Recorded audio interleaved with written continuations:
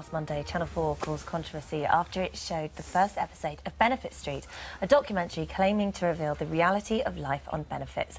But some people believe the show is mocking the poor, and even charities have joined the argument. Newspapers are reporting around 300 Ofcom complaints and thousands of people signing an online petition to ban it from the screen. So it's fair to say Channel 4 has got people talking. Unemployed. You see this street here? James Turner Street was one of the best streets. Unemployed. No, one of the worst. James Turner Street in Birmingham is not your average street. There are 99 houses. And most of the residents Penny for the poor are claiming benefits. Probably 5% of people on this road that are working.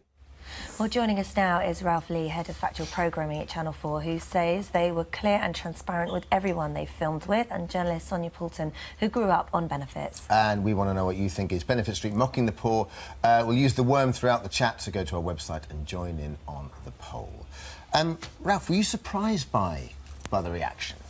I think we were surprised by the scale of the reaction, but when you're covering a topic like benefits, in the environment that we're in now, with what's in the daily news now, the fact that it's going to generate that kind of reaction is, you know, shouldn't surprise us too much. It is a very important topic in Britain today, so... Well, lots of complaints, but also lots of viewers. I mean, it was one of the most popular sort of programmes on Channel 4 for the last year. What did you set out to achieve by doing it? What was the message you wanted to put across? Well, clearly benefits are a key topic in Britain today, so we set out to open a window onto, I'd say, a bit of Britain that we don't see very much on television, a place that's very heavily dependent on benefits, where a lot of people on this street are reliant on benefits to survive, and where the kind of surrounding opportunities for employment are quite slight. So there's very little chance for these people to escape the benefits that they're on. And we told that story, the story of that place, over the course of a year. It's a long-term documentary project, and we wanted to show what life is like for people struggling on benefits in Britain. So, Sonia, what was your problem exactly?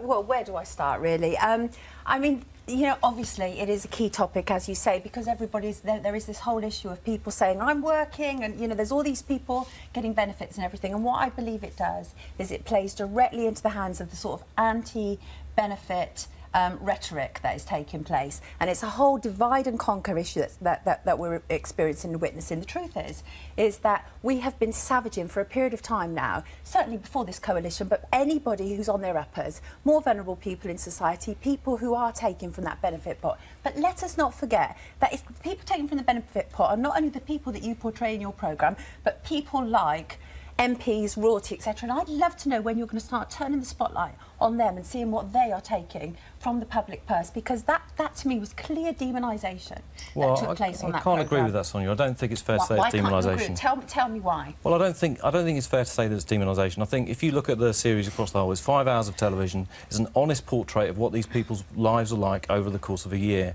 And actually, the reaction to it isn't as one-sided as you might suggest. There's actually a huge amount of debate going on now about the system as a result of it. Of course there is, but the Children's Society today have sent a letter to the Daily Telegraph saying that what this is likely to do is actually poison debate, which is very, very troubling. Do you honestly think that, though? Surely, yes, I do. Surely by the programme getting made, you're opening up debate, and debate can only be a good thing. And seeing both sides of the coin here, I mean, we did see...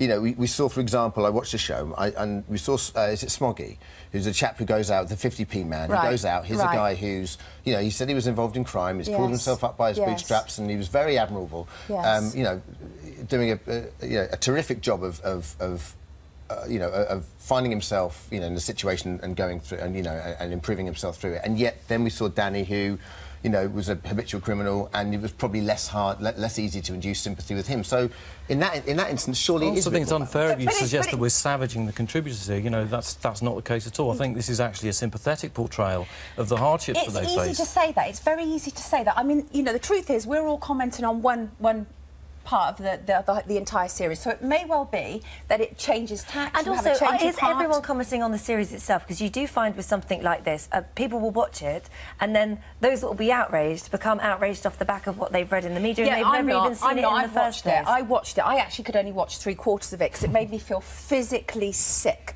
I was like, well, here we go again. Because you know, I think you're judging it too quickly. No, I'm not. Well, I'm judging it on that first programme, and what I saw were people who are quite vulnerable people, and there are also those same people on that street are saying that they were misled. Well, I know you disagree with that, give me a chance Ralph, to respond to but that. let me tell you what they're saying. What they're saying is that your production team went in and said, we want to cover the whole issue of how a community pulls together when they're dealing with austerity. OK, let's let Ralph answer. I think, in fairness, I should respond to that. That's exactly what we've done, and what you'll see in the course of 5 programmes, actually, there are many more instances in this series that demonstrate people showing community spirit, of social cohesion, of people stepping up to support one another and help each other.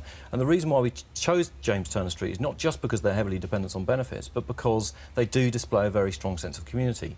If you look at episode 2 tonight, which is about immigration, you'll see an extraordinary scene where a large group of immigrants moves into one of the houses, and the Asian family at the next door brings them food to help support them through their hardship. Episode 3 is about Mark and Becky, a couple who are trying to bring up 2 young children on benefits. Let's not get to episode 3 because we haven't even seen that yet. Let's go on what we have seen, and what we have clearly seen is one stereotype after another. We all know people but is it not like the job those of characters. The media to just to be able to, if you're making a documentary, to be able to report on anything it likes? Yes, sort of but why is there always this continual target on people who are receiving benefits? Did you feel like you were targeting them? Not at all. I think it's deeply unfair to say it's targeting them. Even within episode 1, there are many instances of people... Are you the commissioning editor, Let him Ralph? speak, let him speak. I am the commissioning editor. Tell me when you'll be commissioning about when we're going to turn the spotlight on MPs. But there's been documentaries about Channel 4 holds MPs really to go account into them. on a week-by-week basis. Really go into them. What about royalty? When are we going to look at How many royalty? programmes have we on Channel 4 made about critical programmes have we made about royalty About on how Channel they 4? spend public funds?